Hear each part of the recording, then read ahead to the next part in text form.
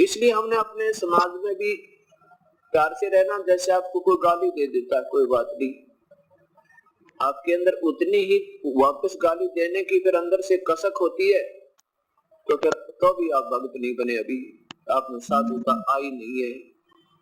कबीर साहब कहते हैं, आवत गाली एक है उल्टा हो अनेक, और कह कबीर मत उल्टी हो रह जाए एक की एक।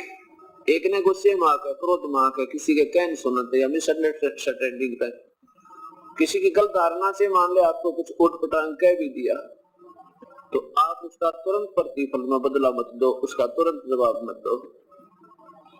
फिर वो एक देगा, एक और दे देगा, वह दो ना हुए। दो जब होगी जब आप उल्टी दे दोगे, उल्टी गाली आप उसको पकड़ाओगे तो वो 20 और सुनाओगा, और फिर हाथापाई हो जाएगी, और फिर हानि ना जाने कहां तक पहुंच सकती है। इसलिए क्या बताते हैं कि आवत गाली एक है उल्टा हो अनेक, कह कबीर ना उल्टियो व रहे एक की एक।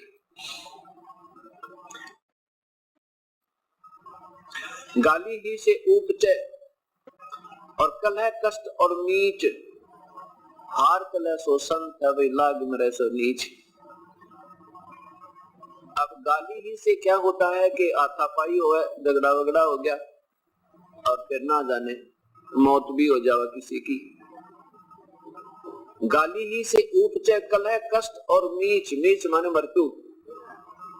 हार कलह सो संत है, हार जाना नो का अच्छा भाई चुप हो जा, बोले नहीं, वो नो सोचेगा तेरे तो डर गया, तो आप हार गए, बहुत अच्छी बात है। कहते हार चला सो संत है और लाग मरे सो नीच, उससे की तरह गुट्टम गुट्टा हो गया, कहते हो तो नीच राक्षस स्वभाव के, जैसे कल गीता जी बतावे थी, पवित्र गीता शास्त्र कह रहा था कि वो संत नहीं फिर होता है संत होते।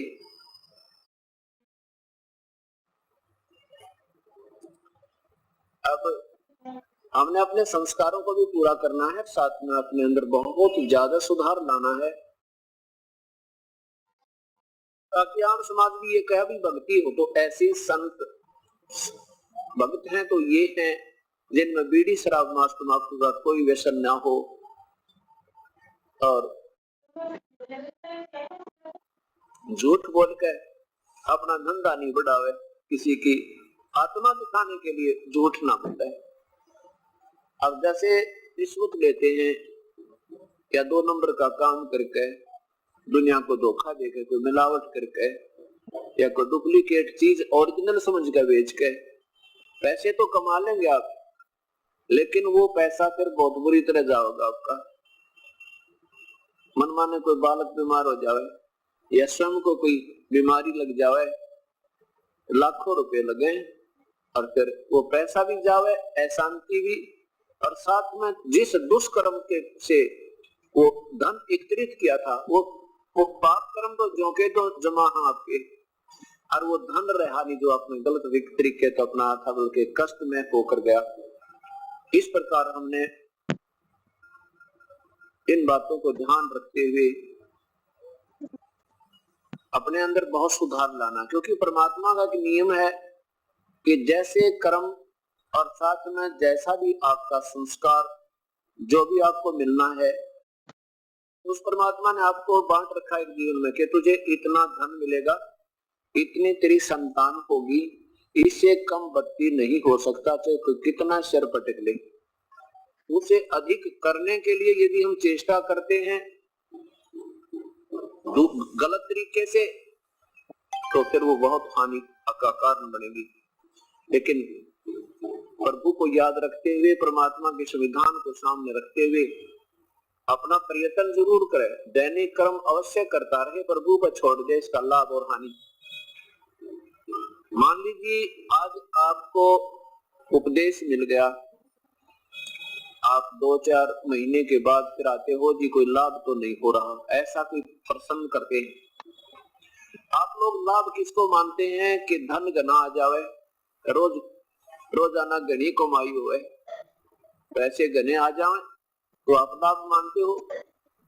वैसे तो भक्ति मार्ग में जब आप सही मैच्योर हो जाओगे ना, जैसे कल बताया था, वो किसान की तरह ज्ञान योग युक्त हो जाओगे, फिर ये चीज कौनता हो तुम धन गना आ गया थोड़ा, फिर तो न सोचो कि आज सिमरन कम होया या ज्यादा, आज मेरा भक्ति का वो क्यों एक अंग रह गया जो मैं नहीं कर पाया, ये दुख होने लग जाएगा आपको। फिर भी ये परमात्मा वो पूर्ण ब्रह्म है, परमेश्वर पूर्ण ब्रह्म, कबीर साहब सतपुरुष, ये वो शक्ति है कि हमारे भाग से ज्यादा भी दे देगा और अच्छे तरीके से दे देगा। आपने 2 नंबर का काम करना भी नहीं पड़ेगा, विश्वास रखना अपने मालिक पे। अब जैसे आपने 4-5 महीने पीछे बताया था, गुरु जी क्या आपको आके कहने लगे जी कोई लाभ तो ना होया। और पहले क्या होता था, पहले बताते थे जी बहुत नुकसान हो चुका है, हमने ये भी नुकसान हो गया, पशु भी बिगड़ गए, व्यापार भी कति चौपट हो गया, एक बालक बीमार हुआ था, उसका कम से कम भी 1.5 लाख रुपया लग गया। अब ये सोचना कि आपको मान लीजिए व्यापार में या आपके घर में पैसा घना नहीं आ रहा है और वो फिर व्यर्थ भी नहीं जा रहा है, बीमार नहीं होता कोई, वो पशु बिगड़ने बंद हो गए, आनी बंद हो जाएगी, लाभ से थोड़ा ही हो जाइए, वो आपका गना है। क्योंकि उधर ज्यादा आता दिखाई दे रहा था, फिर एकदम इकट्ठा चला गया तो वो लाभ नहीं था, वो तो व्यर्थ था, अशांति और बनी। अब ये परमात्मा वो है, विश्वास रखना, कह कबीर सुनो विषा दो, मैं तो हूँ विश्वास में।